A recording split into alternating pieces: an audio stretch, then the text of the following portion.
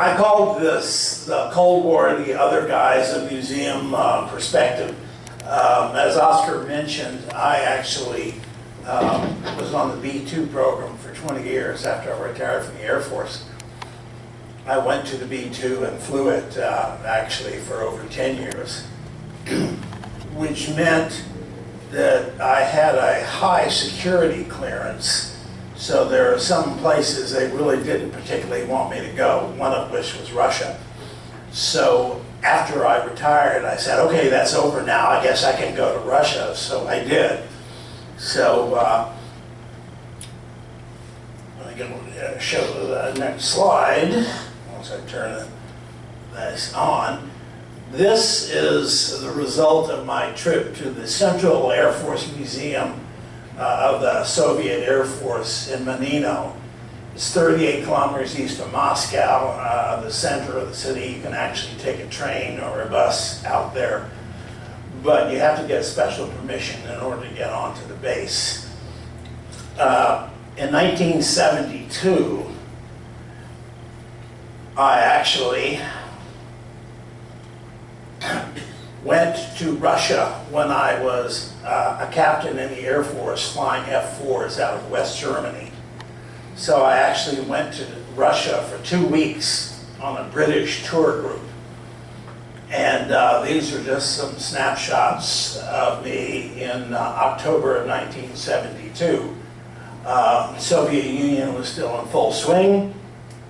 That's me next to the Moscow River. That's the Kremlin. And in the lower right-hand corner is the only picture I could take of Russian airplanes in 1972, because at the time it was against the law in Russia to take a picture of military personnel, bridges. You notice you can just barely, I had to crop the bridge out of the picture over the Moscow River, because the Moscow River has a lot of bridges. But they let me take that picture. And I snuck the picture in the lower right-hand corner. Those airplanes I came to see in 2007 when I went back to Russia. Now I didn't have to sneak a picture. So that's Moscow, USSR, in October of 1972. And this is Moscow, Russia. The USSR no longer exists. It's now Russia. So this is in August of 2007. My hotel is in the upper left-hand corner. For some reason, there is a 15-foot high statue of Charles de Gaulle in front of the hotel. I have no idea why, and I could not find any Russian that knew either, but it's kind of spectacular.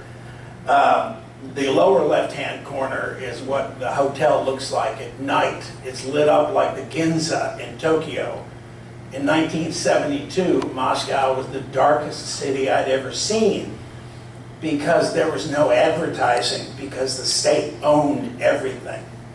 Moscow was just dark, dark, dark. But after the collapse of the Soviet Union, they changed their tune. And like I said, I really liked the Cosmos neon display.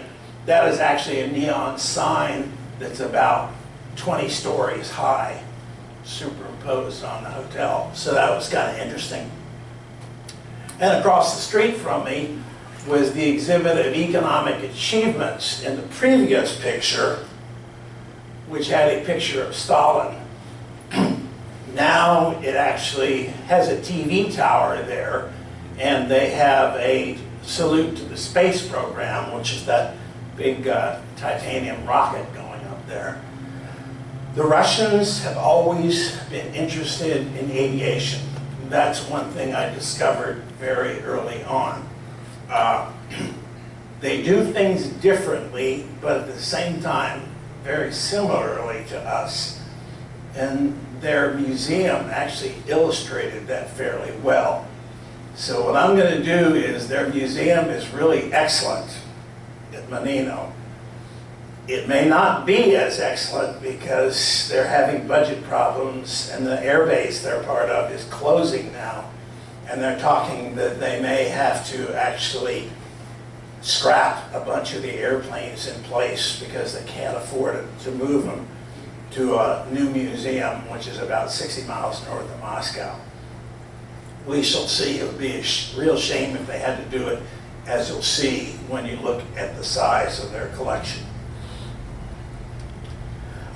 This actually shows our tour group getting ready to go to the museum at Monino. On the left, the guy in shorts is Ivan, who was our technical guide. He is a mechanical engineer, graduated from the University of Moscow. When the Soviet Union collapsed, basically he got laid off from Kamov, who makes helicopters. But he was an engineer, so he ended up working for a company that makes milking machines. Because he's married, has 2 kids, they've got to pay and all like that, but he is really, he's an aeronautical engineer, mechanical engineer. So in his spare time, he actually acts as a guide. So he was a really excellent guide. His English was excellent, and he really liked helicopters. That was very obvious also. Next to him is Yelena, who was our official guide, and she's from St. Petersburg. And I said, okay, we have a lady who's guiding us around, and I know she really hates doing this because most women, such as my wife, really don't like airplanes and things like that much.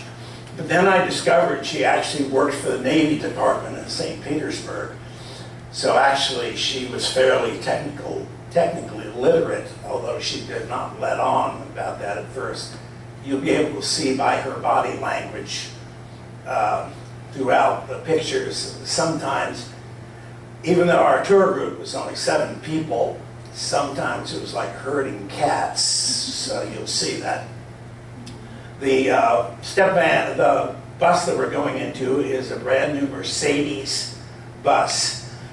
When I went to Russia in 1972, all the cars looked like 1954 Chevys.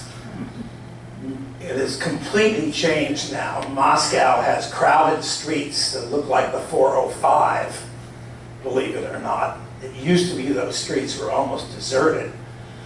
But Moscow has really changed, and that was, since I had not been there in 35 years, that was a stunner to me. But the main thing I was here was, for this day of touring, was to see the Soviet Air Force Museum. Here we are going to the main gate. It turned out neither our bus driver nor Yelena nor Ivan had ever been to Monino. So as a result, we thought the bus driver knew where he was going. He took us to the main gate, which was the wrong gate. There was a nice statue of a cosmonaut there.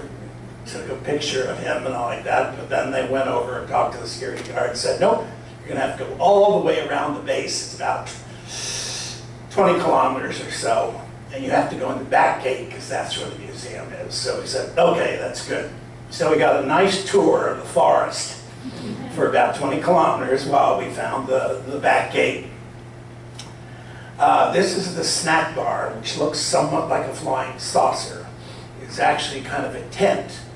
I went there in August, and I remember thinking, what do they do during the winter in this snack bar? And I hope they close it because the snowpack would probably collapse it. But anyway, so he said, okay, so we said, all right, we can grab a snack before we go in to visit the museum. So the way you get into the Russian Air Force Museum is to go through a little teeny gate, which is kind of off in the woods. And then you walk around and you go in through this gate and you're there. And you'll notice the crowd at the gate is not exactly crowded. We constituted about a third of the crowd, so to speak, the 7 of us. Nevertheless, it was pretty damn impressive. This is the Central Museum of the Armed Forces, the Soviet Air Force at Monino. This particular picture is the front and back cover, which I stitched together, of the only English language tour guide you can get to the museum. It was being sold by the museum director, who was sitting on a park bench. I think it cost like $5 or something like that. This is the only thing, and it was written by and was being sold by the museum director. This is my first clue that this museum, if you think, and I'm up at Edwards, and our museum somewhat works on a shoestring, but we have government support. They don't have much support here, which is why the concern, if they're going to have to move, they can't afford to move a bunch of airplanes, so they may have to destroy them. That would be a real shame. Hopefully somebody will do crowdfunding or something like that and said, these guys really need help. Because this collection is truly amazing, as you will discover. The first thing to notice about this picture is all these airplanes are out in the open. The only building they have is this one. That's the only interior building that they have, and I'm going to show you what's in it later on. All the rest of the stuff is sitting out in the grass. Now, other pictures I'd seen, the grass was like up to your knees, and after a Russian winter, I thought these airplanes are really going to need a bath. But in reality, when we went there, as you'll see from my pictures, the grass was cut. The airplanes were in great shape. Apparently, they have a very large and very loyal staff of volunteers for their museum. Most of the technical institutes are located in Moscow. Tupolev, Antonov, those folks are kind of located around there. So a lot of the people that retired in the Moscow area. So apparently a lot of them volunteer at the Monino Museum. So, like I said, okay, this is definitely worth the trip. I spent 4 years in West Germany sending air defense alert against the Russians coming across the border. We were only 10 minutes flying time from the political border. So, and my additional duty was intelligence officer, and I taught aircraft recognition to the air defense crews. I am also married to an intelligence officer. We have been married for 43 years. So I was saying, so we basically, I said, this is like sensory overload to see the entire history of the Soviet Air Force laid out in front of you with no restrictions. So anyway, on the left you see is sort of Sukhoi Road. Most people think of Russian fighters, they only think of MiGs. In reality, Sukhoi is sort of like the McDonnell Douglas of Russian fighters, versus MiG was closer to Lockheed, is the best way to put it. So on the left, you see all these airplanes are actually Sukhoi designs, which is pretty amazing considering that Sukhoi was actually thrown into the Gulag in the 1950s. But he managed to recover after Stalin died and headed a company that builds like the Sukhoi 27 through 35 flanker, which is what is rebuilding the Soviet Air Force, the Russian Air Force now. So, like I said, the grounds are really nice, laid out. Fortunately, many of us, and we had Ivan with us, and he would point out features in the airplanes which we might not have been aware of. This is the inside of that building. Pretty sparse, it is just a giant hangar. But they have fabric-covered airplanes, basically, in here, because they realize they can't survive the winter without it. But this gives you some idea, because many of these things are actually replicas that were built by volunteers, quite skilled volunteers, by the way, to represent the history of Soviet aviation. Sikorsky, of course, we all know him because of his helicopters, but before he left Imperial Russia, he designed very large airplanes. And he was known for that. So that's a replica, that is a modern replica of the Ilya-Muromets, which was the largest airplane in the world in 1913 by a large stretch. The Imperial Russian Air Force was actually very advanced in their appreciation of air power prior to World War I even. So somewhere they had in this hangar some World War II stuff, but mainly pre-World War II. And like I said, they're mainly replicas because most of them were destroyed because of being left outside in the weather or during the Communist Revolution from 1917 to about 1922. And of course, that's when we inherited Sikorsky because he left Russia. This is the Ant-2 of 1924. This is the real one, it's not a replica. It's the first metal aircraft built in Russia.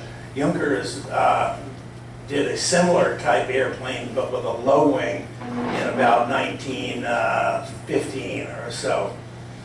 But he used corrugated metal as an experiment to say, okay, once we get more powerful engines and we can go faster, would metal be the best way to skin the airplane? So that's a good example. Looking at it, of course, I said, how does the pilot see forward to land? So I think that was kind of a, I guess it's like Lindbergh, maybe he had a mirror set up. The lower right-hand picture is of interest to me because when I came here to the March Museum, they actually have a display and a model of the airplane. And that's the Ant-25. By the way, Ant actually does not stand for Antonov, it stands for Tupolev. Later, Tupolev started his own company, so the abbreviation became TU rather than ANT, so it's a little bit confusing because nowadays AN stands for Antonov. But the Ant-25 in 1934 held the world's distance record. It flew 12,000 kilometers over the poles from Siberia to just south of Oakland, California. 12,000 kilometers, it took 62 hours. It was an unpressurized airplane, two-man crew. So it basically made Lindbergh's flight kind of look like a puddle jumper in comparison to this. But it was a nice monoplane, etc.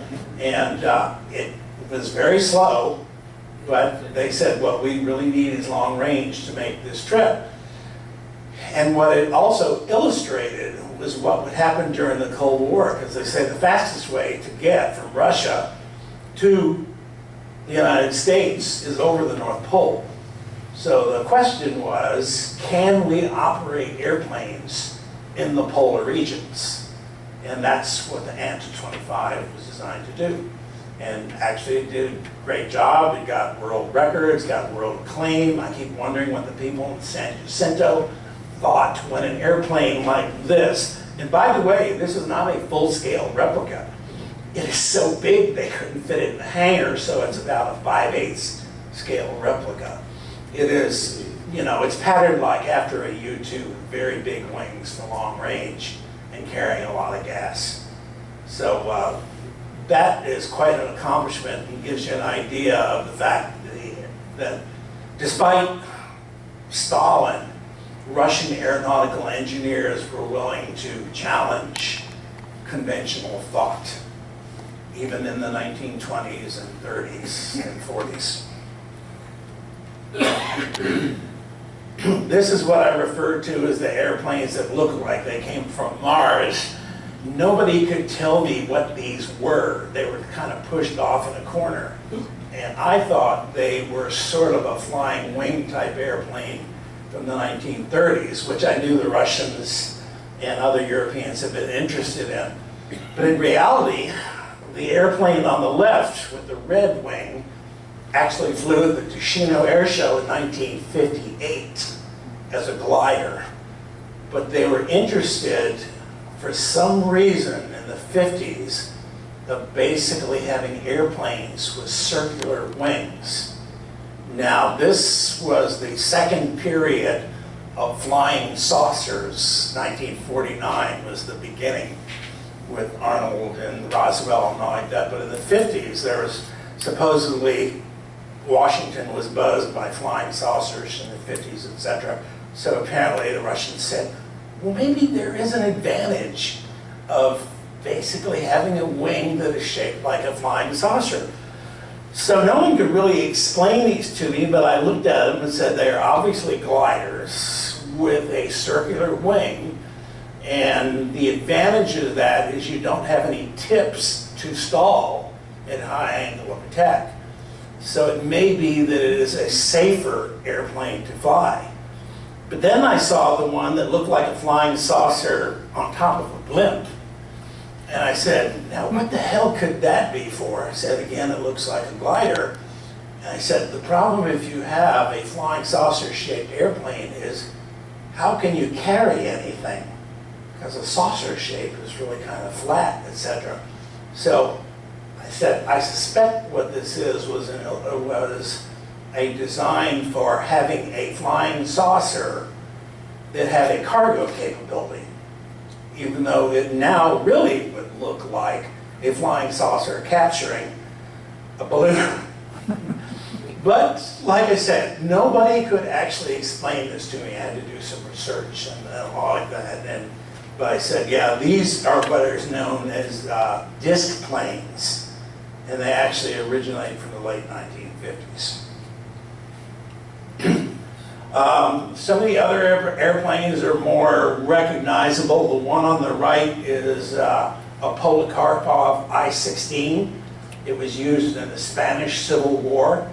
Even though it looks like a rather tubby racer like a GB-1, like Jimmy Doolittle flew, in reality, even though it only had a 600 horsepower engine, it was a very agile fighter and was extremely successful during the Spanish Civil War. Number of aces for this. They were matched against the Messerschmitt 109B and more than held their own. We had the P-26 pea shooter here in the United States, which had fixed gear. This had retractable landing gear. So it had a big advantage right then and there over like what we were doing for our Army Air Corps fighters at the time, because we weren't yet using, in the early days of the 30s, we didn't trust retractable landing gear. The Russians did. This is the Great Patriotic War lineup of bombers. To the Russians, they refer to World War II as the Great Patriotic War, and there's a number of reasons for that, almost all of which have to do with Stalin. But the illustration here is that the Red Army is the senior service in Russia, which is mainly landlocked. They do have coastlines, but they're mainly landlocked. So as a result, the Army needed aerial support from the Air Force, so they had a lot of bombers, which were somewhat reminiscent of the American B-9 and B-10, little twin-engine things and all like that. They weren't what we think of as long-range strategic bombers. These were more like tactical bombers. This is the Ant-40, also known as the SB. The Russians have multiple names for everything.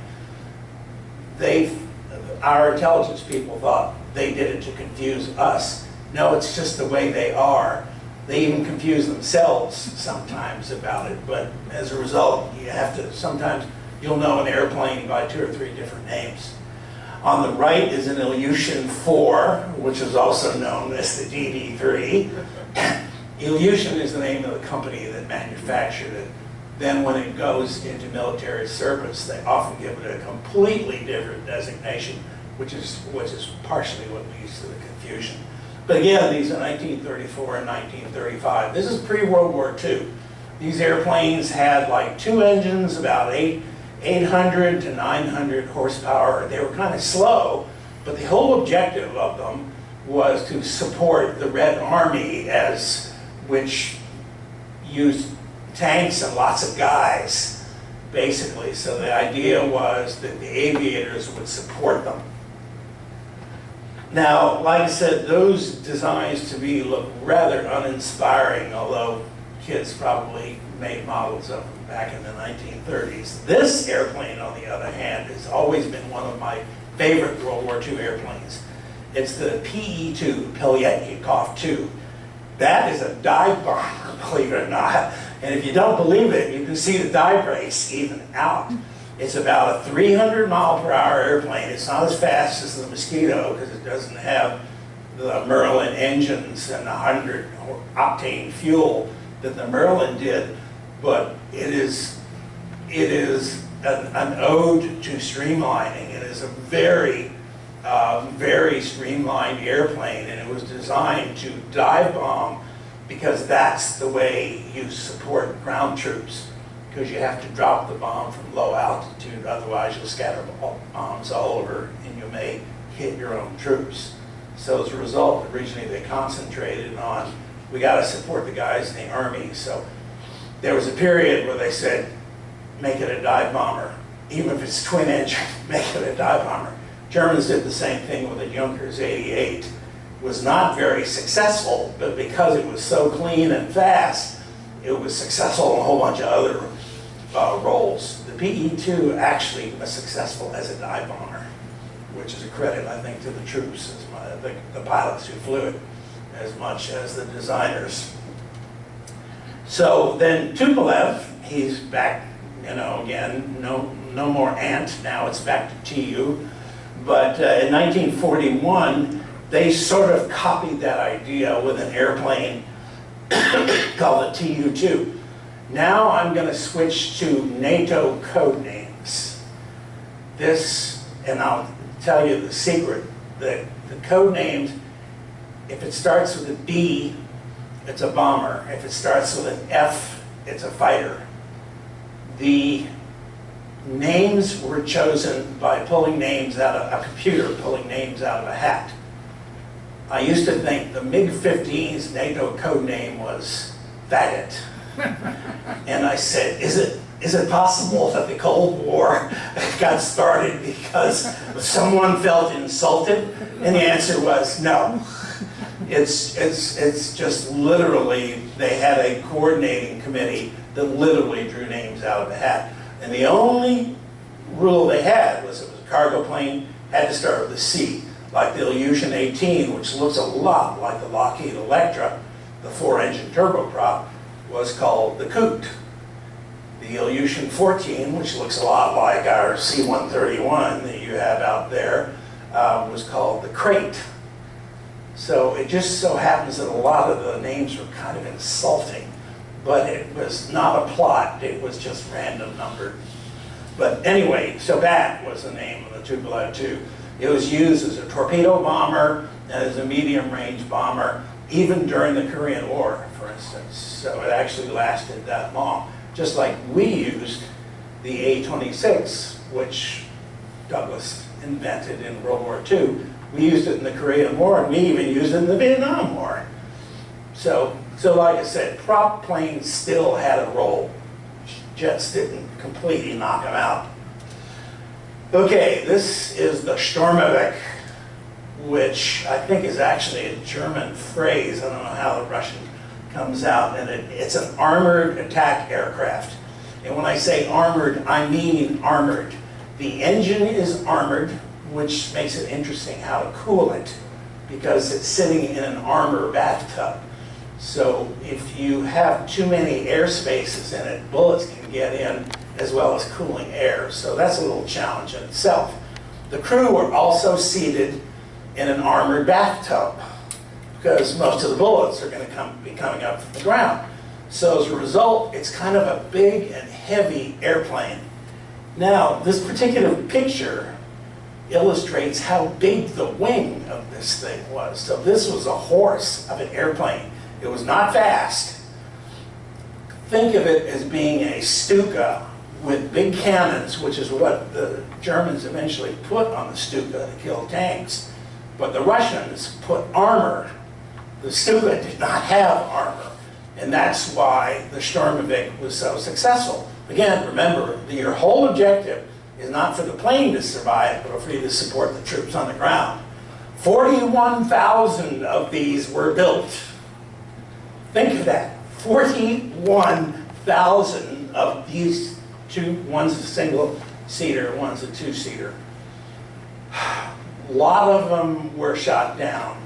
There are very few that survived, but they did the job. Stalin believed if you had a weapon, don't design it for long life because you expect it won't have a long life. If it's a good weapon, it will be expended quickly. So as a result, they just cranked these out like sausages, and they did the job. You can thank this airplane for the A-10, the ugliest airplane jet jockeys still think today. I don't think so myself, but they kind of do. But like I said, this is the ultimate ground support airplane because it could take multiple hits and still come back. Lend-Lease. These are actually American airplanes, with the exception of the lower right-hand corner. That's the Lisanov 2, alias the DC-3. It was produced under license in the Soviet Union. And actually, they got the license even before the war started. They built 11,000 of them. And about the only way to tell them different from a DC-3 is they had sort of shutters around their radial engines. And the purpose for that is when the airplane shuts down, it's so cold in Russia, you immediately close the shutters. I saw this in 1972 because they put covers on jet aircraft even as soon as they shut down in order to keep some of the heat in. So they have sort of shutters over the radial engines to preserve heat. That is virtually the only way to tell it from a DC-3. But they were produced under license, so apparently the license didn't specify the max number they could build, so they built 11,000. P-39 on the left, you have a P-39, of course, here. The Russians really liked it. I guess they got about 5,000 of them, and they really kind of liked them. The B-25 Mitchell they liked. It was for ground support, again, type thing. They used it completely differently than we did, but they said, yeah, this will satisfy our needs. And the one on the right, upper right hand, is the A-20 Havoc, which most Americans are not that familiar with. It was used in the Southwest Pacific and in North Africa by us. But, you know, everyone thinks that the only bombers that were used during World War II were the B-25 and 6 and the B-17 and 24. The A-20 Havoc, an attack airplane. The Russians really liked it too, so we delivered a lot of these airplanes over an aerial highway. We would fly them to Alaska, and then Russian pilots would pick them up and fly them the rest of the way to Siberia and to their depots. Fighters. One thing that is not obvious, because there's nobody standing next to the airplane, Russian fighters of World War II tended to be considerably smaller than, say, a P-51 or a P-47. Their size tended to be closer to a Spitfire, both in weight and about the only highest horsepower engine they had was only about 1,200 horsepower.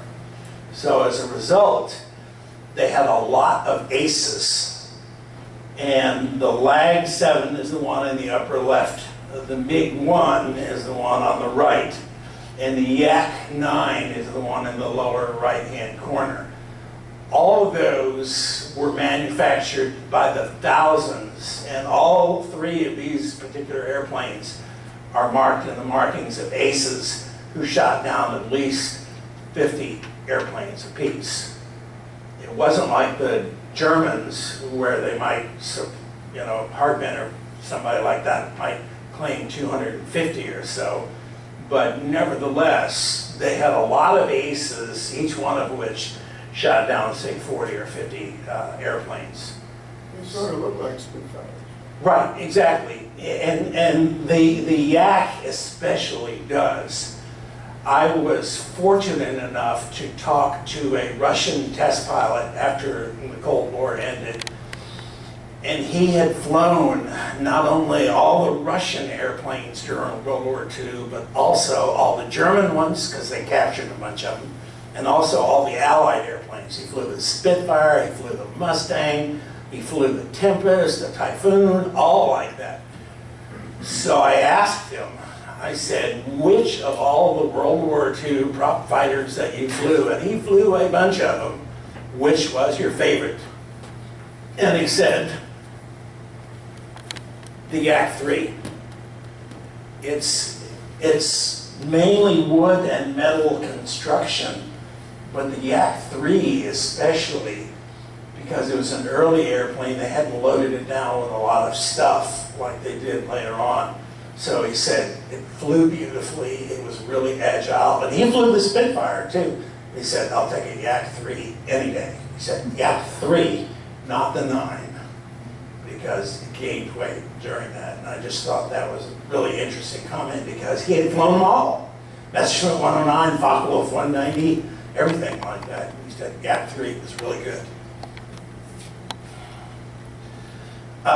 Also inside the other hangar was some odd experiments. It's a replica, but the one in the upper left-hand corner was the rocket fighter BI-1. The name in Russian, I think, is pronounced like bitch one. And I don't know if that's really appropriate or not, because the airplane only flew for 6 minutes in its whole life. It was a rocket-propelled fighter like the Messerschmitt 163, but you'll notice it was actually built like a conventional airplane, whereas the Messerschmitt 163, because it was a flying wing, had swept wings, which actually allowed the Messerschmitt 163 to reach a speed of 625 miles an hour during World War II. It is actually the fastest combat aircraft of World War II. Unfortunately, you're out of gas in 4 minutes. So tactically, it was kind of a failure, but nevertheless, and the Russians kept trying to increase because they didn't have all the, engines like a Merlin combined with 100 octane gas. So they kept trying to boost the speed, and the way they did it was putting a rocket in it, because they had a bunch of rocket hobbyists just like the Germans did, von Braun and those guys. But then they also did some other tricks, like having a supercharger that in the aft fuselage of a propeller-driven airplane that compressed air, then sprayed gas into it and lit it on fire. It's like an afterburner for a propeller-driven airplane. So they tried that too, but it wasn't very successful because it wasted a lot of gas, and because their airplanes were small, they didn't carry that much gas, so it was kind of limited utility. On the right is the Polikarpov PO2, flown by the Night Witches, which was a all-female combat bomber unit that was like Bed Check Charlie in the Pacific. They would fly at night and launch harassment attacks on Luftwaffe air bases, etc. And the same airplane was used by the North Koreans during the Korean War to do exactly the same thing. So the Polikarpov PO2, even though it looks like something that any Rickenbacker might have flown, actually was a fairly effective combat weapon because it only flew at night, and even radar couldn't pick it up. And down in the lower right-hand corner, you, of course, have an Antonov 2 here, which a lot of people do not know. It is, by some standards, it is the most successful airplane in the world. It has been in continuous production since actually 1947, not 46. My slide is wrong, by the way, but it is actually still in production today. It's been in continuous production ever since 1947. Because it's like the old joke, how do you replace a DC-3 with another DC-3? Antonov 2 is the same way. its Russian name, and one of its nicknames is the Tractor. And for those of you that may have climbed into your Antonov too, you can kind of understand that. Okay, now we'll go outside where the jets are, and this is an illustration of the Cold War. The first generation, remember now, we here in the United States borrowed the jet engine technology from the British who invented it. At the same time the British were inventing the jet engine, the Germans were inventing the jet engine. A guy named von Oheim, sponsored by Heinkel, was also inventing a jet engine. The first successful jet flight was actually made by a German airplane. The difference was the British used a centrifugal flow compressor, which is rather wide and fat and has its own limitations. The Germans used an axial flow compressor, which rather than have one big washing machine that whirls around to compress the air, they had multiple fan blades that as the airflow went through each row of fan blades, the pressure would be increased. So at the end of, say, 5 stages or 6 stages, you have a lot of compression, which led to a lot of thrust when you sprayed fuel into the combustion chamber. The advantage of the axial flow was you could have as much thrust as you wanted, and the engine was rather narrow.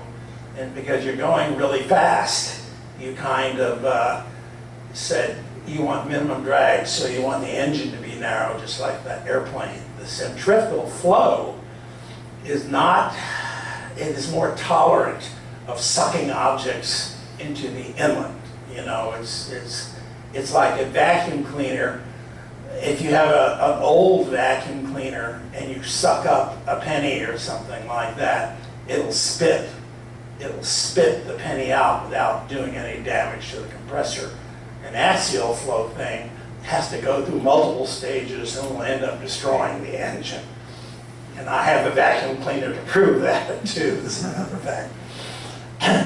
But anyway, so the Russians benefited from captured German technology initially, which was axial flow.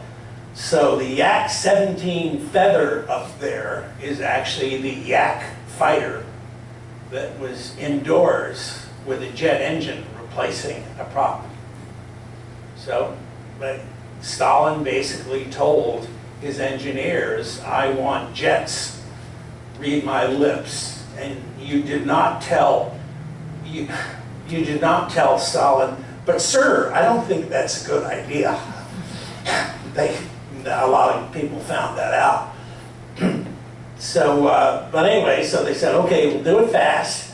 The Yak-17 Feather up there was actually their first successful jet fighter. You notice it has tricycle gear. The original German Me-262 had conventional landing gear.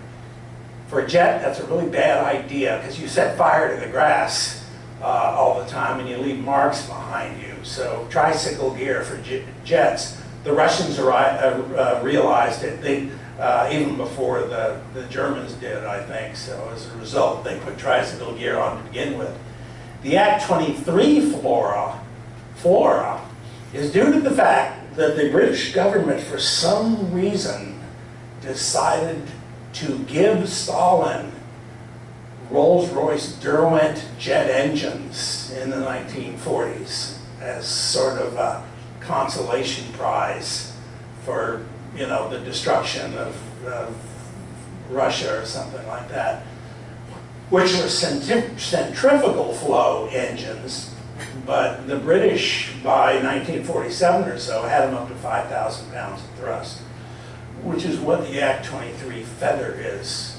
Now, no one to this day can figure out exactly, since Winston Churchill said an Iron Curtain is descending across Russia, we're going to be in a Cold War, why did the British government give away one of their biggest military secrets? To this day, no one can figure out exactly why, but they blame it on Macmillan, said he thought he could deal with Stalin. which was not really the case. So anyway, so the most powerful jet engines that the Germans had, or that the Russians had, were actually British engines, which they didn't bother to produce under license, they just produced them.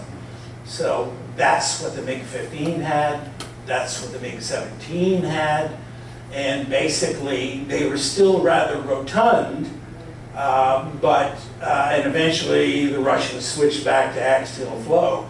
But the Korean War was fought with rather fat little fuselage jet fighters, the MiG-15, and eventually the MiG-17, using British technology, centrifugal flow engines. The one in the lower right-hand corner is actually the first jet MiG. It's a MiG-9. Its NATO code name was Fargo, begins with an F. But it was fairly successful, but it was quite small because it used axial flow engines, each one of which only produced about 1,600 pounds of thrust. So as a result, you only have 3,000 pounds of thrust, so your airplane better be small.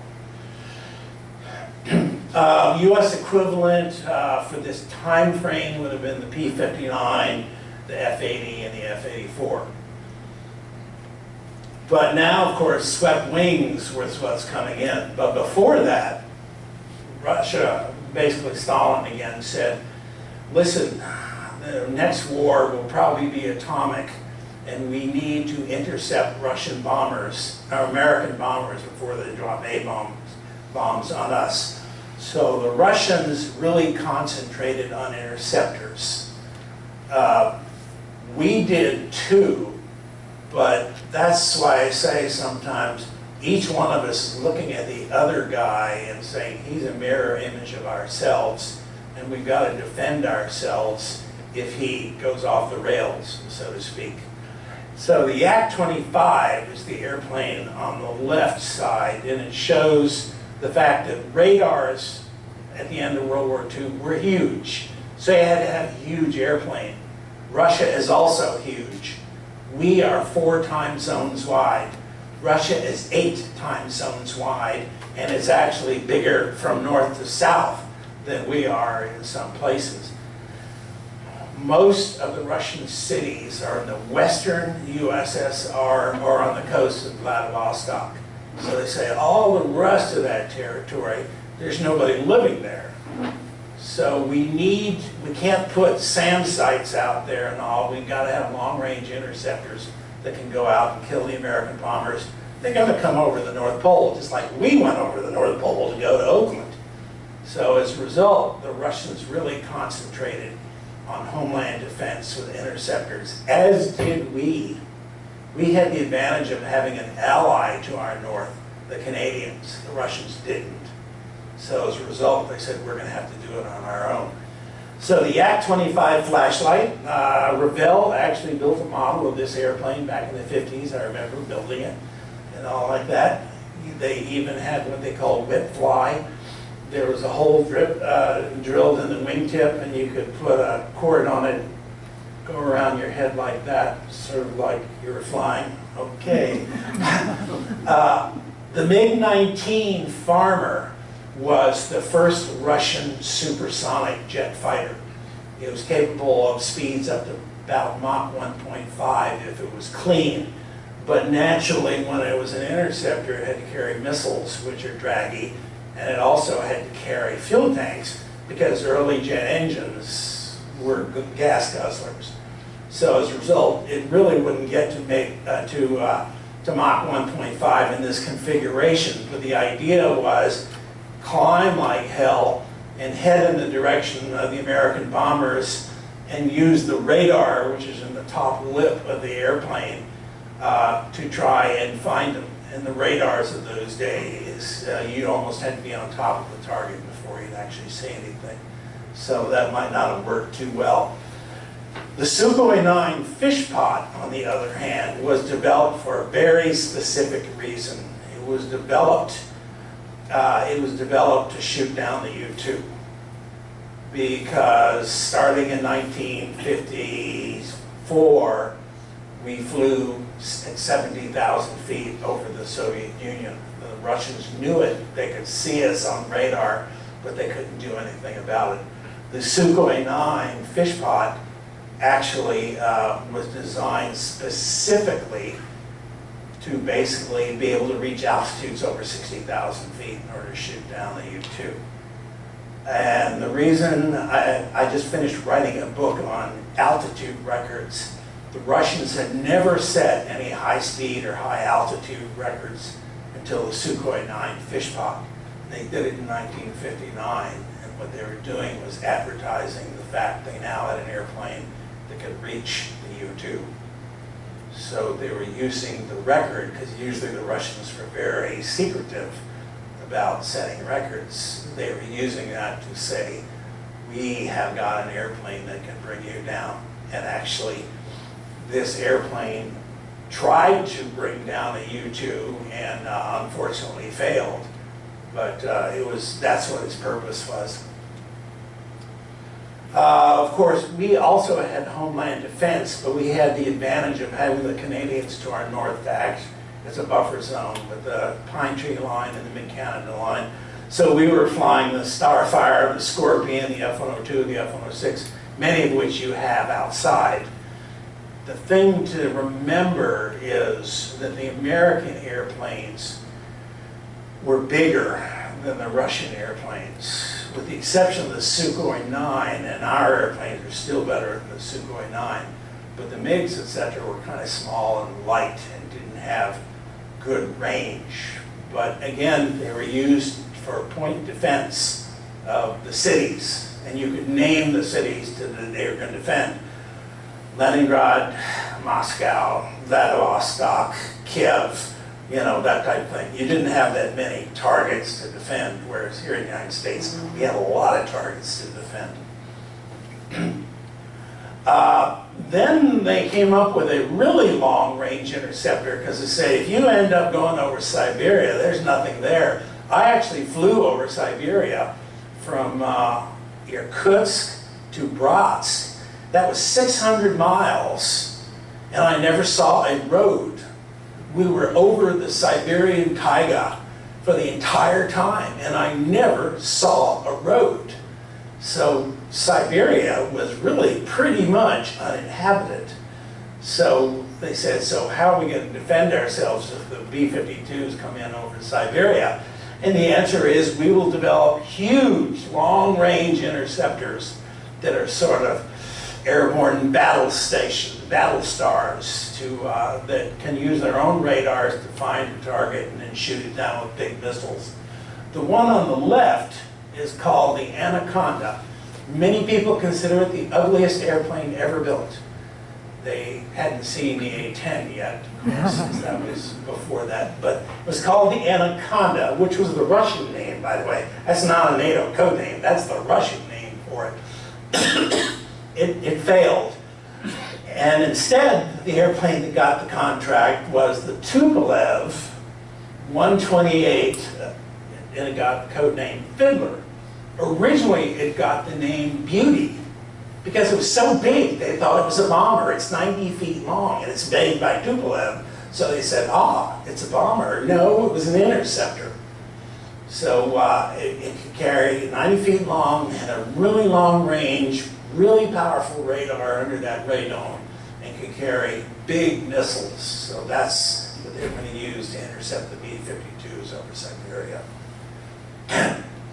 And then later on, they said, well, the B-70 is going to come over at Mach 3, so we need a really fast interceptor.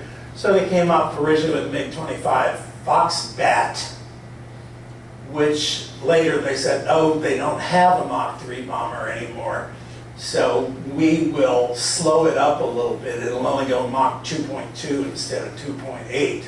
But we will, it's basically the same airframe, only larger because it's got more gas and it's got two guys in it. And that's what's known as the Foxhound. And it's still in production today. That's their long-range interceptor. Now, the Tupolev 128 and Shutter, the Anaconda, are all now museum pieces. The only equivalent to this would be the YF-12 Blackbird, because originally we were going to use it to shoot down the Russian bomber fleet. At the time, we didn't realize the Russians didn't have a bomber fleet that would be coming across Canada. But the idea was you were going to take off in the YF-12, intercept the Russian bombers like just at the northern edge of the radar coverage in Canada. Then you were going to shoot them down, 4 of them down. Then you were going to go back. You were going to land in Minnesota. They were going to put fresh missiles on you. Then you were going to take off, join up with the tanker while you headed north again. Now you were going to intercept the bombers over Ottawa, I guess. And then you were going to go back. Now you were going to rearm, I don't know, Colorado Springs. And now you were going to deliver the final thing basically in North Dakota, I guess, something like that. Originally, the U.S. Air Force was going to buy 90 YF-12s. But then the Vietnam War came along and they said, we need the budget to buy more F-105s and F-4s, so they canceled the whole contract. So there's only one YF-12 left, and it's in the Air Force Museum in Dayton. But that was our version of what the Russians had been doing for decades. Tactical jet fighters. Russian tactical jet fighters are intended to shoot down other airplanes to keep them from flying over the ground troops. And in addition, they can carry a small bomb load to keep the bad guys on the ground, to keep their heads down. So the MiG-15 and 17 and even the MiG-21 actually had that mission. It's really kind of a tactical air superiority mission. The idea being you shoot down the enemy fighters, but also you should have the capability of supporting the troops on the ground. So the MiG-15 and 17 were up there. The MiG-21 is in the lower right-hand corner. It was a Mach 2 jet fighter that could really reach Mach 2, not for very long. About a long sortie in a MiG-21 would be 35 minutes long. It just was too small to carry the gas to run afterburners to go to really high Mach figures. So they've sold over 10,000 of them because as a high-performance jet fighter, it is relatively inexpensive. It's not what you would call an optimal solution, but it's cheap. And it reached Mach 2, and it actually set some altitude and speed records, again, to demonstrate its capability, the capability of the Soviet Union's aeronautical technology. The Sukhoi 7 Fitter is this airplane right here, which actually looks very much like the fish pot, but it has swept wings, highly swept instead of delta wings. The equivalent would be the 104, which the MiG-21 and the F-104 are considered both Mach 2 lightweight fighters that can climb like a bat out of hell, but don't have much endurance. So that's the disadvantage of it. But the F-4, the F-8, the F-100, and F-105. So the tactical fighters during what we think of as the Vietnam War and the Cold War were basically, those were the American ones. And you, of course, have all of them outside in your yard. Now, of course, you have a bunch of the MiGs, too. This is the LA-15 fantail. This is an illustration of the fact there could have been another airplane other than the MiG-15. It had a high wing. It actually had a more highly swept wing than the MiG-15 did. So it probably, if it had a decent engine, it probably would have been faster than the MiG-15 and would have climbed better. But it lost the competition. So this is the only LAG-15 left in the world right now. So I sure hope when they go to Kabinka, they take this with them.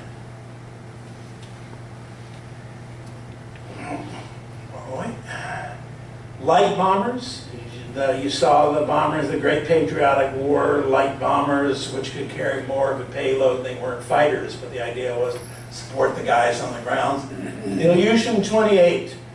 It's a straight wing bomber. It's not very fast. It was very primitive, but you might recognize it because you saw pictures of it on the deck of Russian freighters coming back out of the Cuban Missile Crisis, because this was one of the things that they were monitoring. So the Russians basically pulled back the covers on these things to verify that they were indeed taking the Ilyushin 28s out, because Castro really could use these. The Mangrove and the Brewer were Yak designs. They were swept wing with bigger engines. The Mangrove was a tactical recce airplane and a bomber. It was sort of like the B-66 or the A-3 Sky Warrior, subsonic. The Brewer actually was subsonic, or supersonic. It could get to about Mach 1.3. And when I was in, pulling air defense alert in Germany, this airplane actually kind of worried us a little bit, because they used it for electronic countermeasures and all like that. You'd see the things orbiting over the other side during exercises, but you could throw a few bombers into the middle of the ECM pack and they could have turned toward us and gone supersonic to about Mach 1.4 and come streaking across the border before we even got off the ground. So I always used to kind of wonder about that. Everyone said, oh, it's a bomber, no, we'll take care of it. I said, it's a Mach 1.4 bomber, and trying to catch him when you got airborne late, it will be a trick. Okay, this is from the Pima County Air Museum. This is, of course, a B-29. And the Russian, of course, that's all they did. They put a red star on it. The Russians actually got hold of 3 B-29s that basically force landed in Russia, and they copied them slavishly. Again, on Stalin's orders. He said, we're building an atomic bomb. We need something to deliver it. We know the Americans can deliver atomic bombs with the B-29. Therefore, we have 3 B-29s, copy them. And just to make sure they understood it, the guy that Stalin put in charge of the B-29 program, as well as the atomic bomb program, was Beria, who was head of the KGB at the time. They actually had another name, but he was the terror guy that at 2 o'clock in the morning you'd hear a knock on the door and basically come with us, and you'd never see the person again. So as a result, Beria put the fear of God into the guys who were assigned, because Russian engineers were quite proud of themselves, said, oh, we can improve this, we can improve that. Said, you do that, and we'll put you up against the wall and shoot you. So as a result, the Russian B-29s even had the Boeing symbol on the steering wheel. It was actually sort of the Russian sense of humor, and Beria let them get away with it. But they produced, I think, about 1,400 of them, which actually I think is more than we did. But Stalin also said, now we got to develop our own more modern bombers to deliver the A-bomb. So this is the Myasishchev Bison, which is the jet, which I built the Revell model of it when I was a kid. They called it the Ilyushin 38, which is totally wrong. As usual, they got the designations wrong. But that was the jet, and the backup plan was a turboprop with swept wings. And I always thought the Bison, the Ilyushin 38 / Myasishchev 3M, was one of the prettiest airplanes I ever saw. Unfortunately, it did not have good range, because they did not have good big jet engines. It only had 4 jet engines instead of 8 like the B-52. And they had poor specific fuel consumption. So if you tried to bomb the United States from Siberia, you probably would run out of gas if you just bombed Chicago. And anything south of that, you just couldn't make it. So basically, So Stalin was displeased with that, of course, but meanwhile, the turboprop version of swept wing was coming along actually quite well.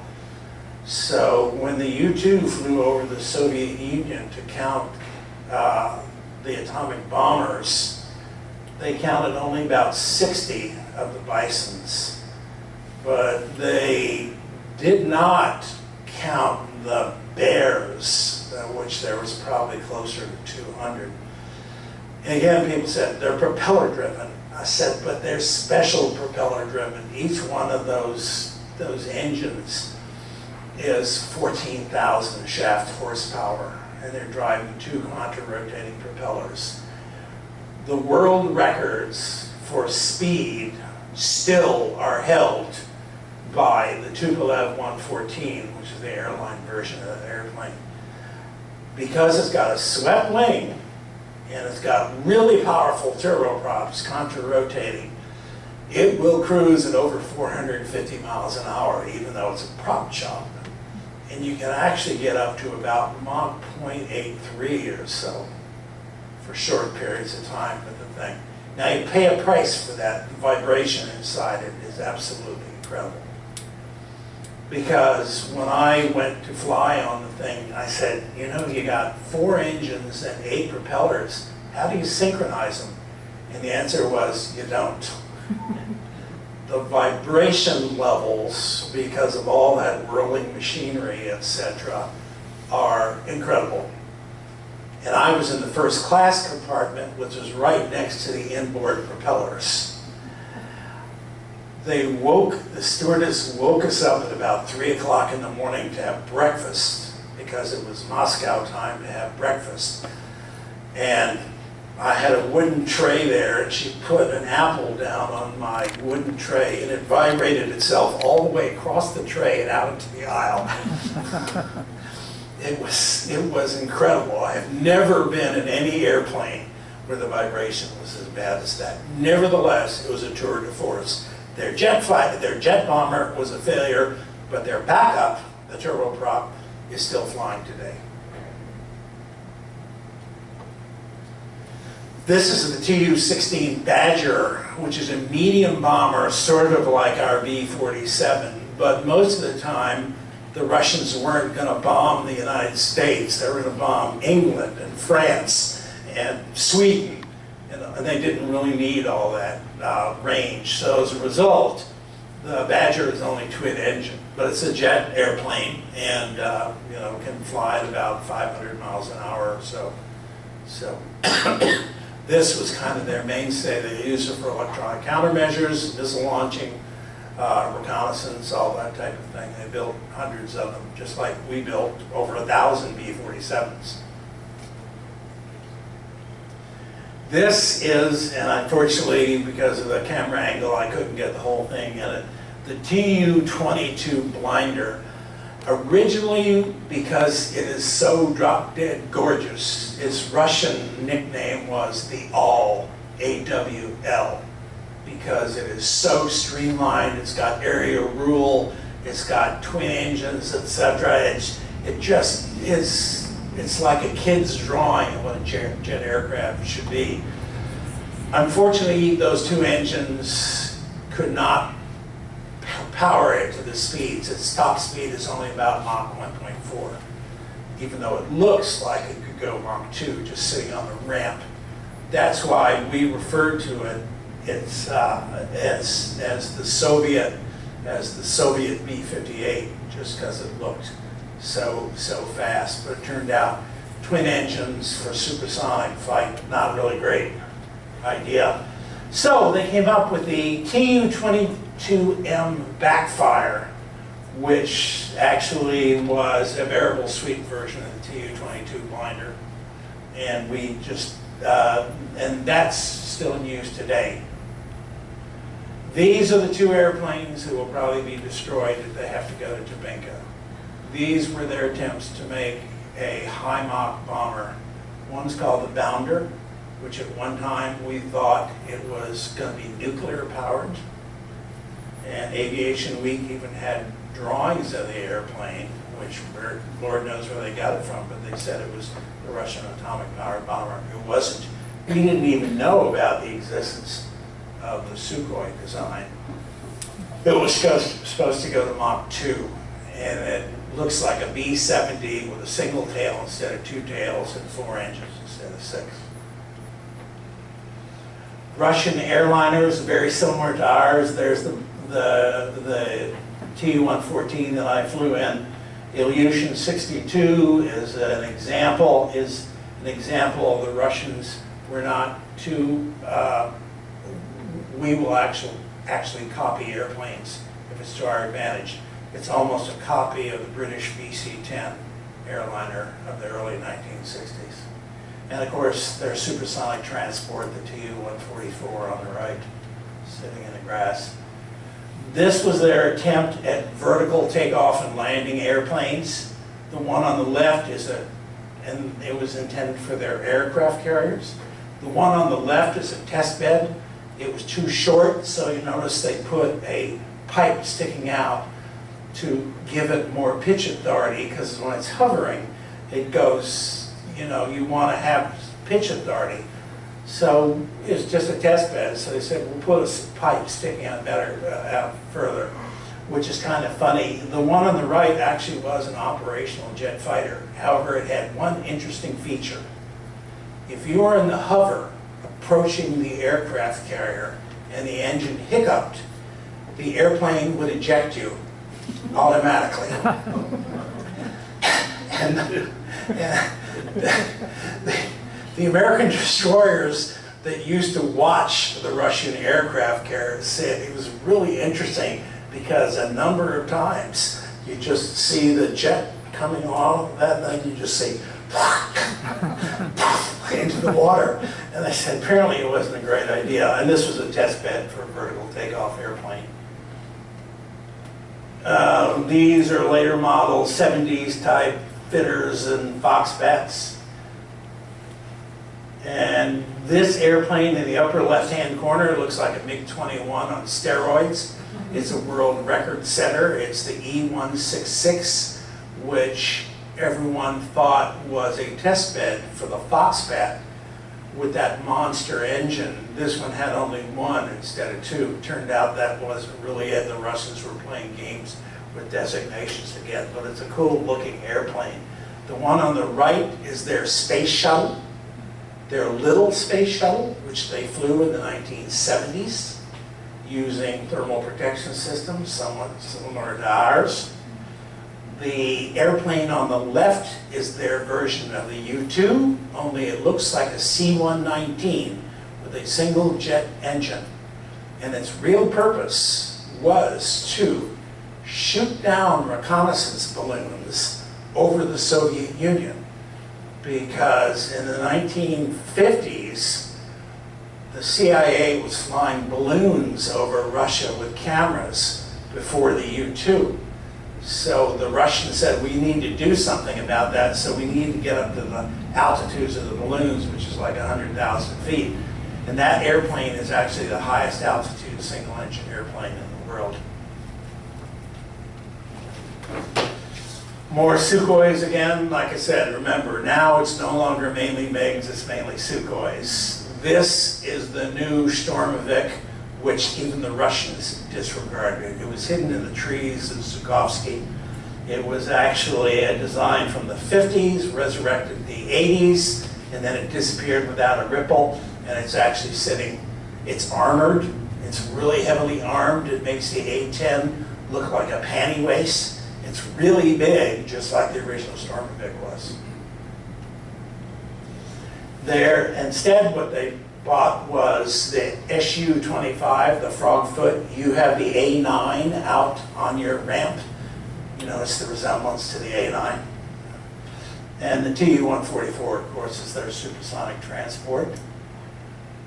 The AN-22, which looks like a C-5 with turboprops. The Russians they have big turboprops, so they said, why not use them?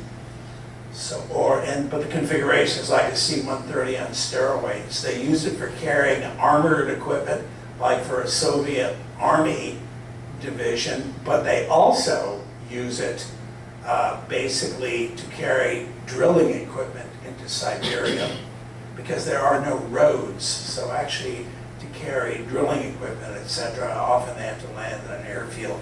In this airplane, you can carry a lot of stuff in it. And their actual C-130 is the Cub, which is still in service too. It's just like our C-130s.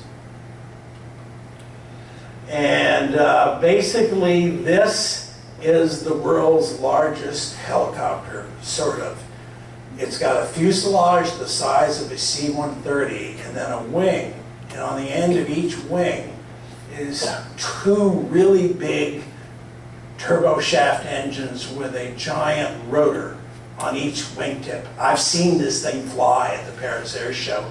It looks like a giant water bug. Its top speed's only about 150 miles an hour, but it's faster than a helicopter, and you can carry anything you can carry in a C-130 and land it vertically with this thing. And this is a forest of rotors. The Russians like to build small fighters and really big helicopters. And that's why so many helicopters you see today for heavy lift are actually rented Russian helicopters. And that's the end. Wow. So the whole idea was just to give you an idea. This is what the Cold War produced. And a lot of people, I said, oh, the Russians copy everything. They copy their space shuttle and all like that. I said, sometimes they do, but they have their own ideas too. Sometimes they're better ideas than we have. So that just, I think, illustrates that.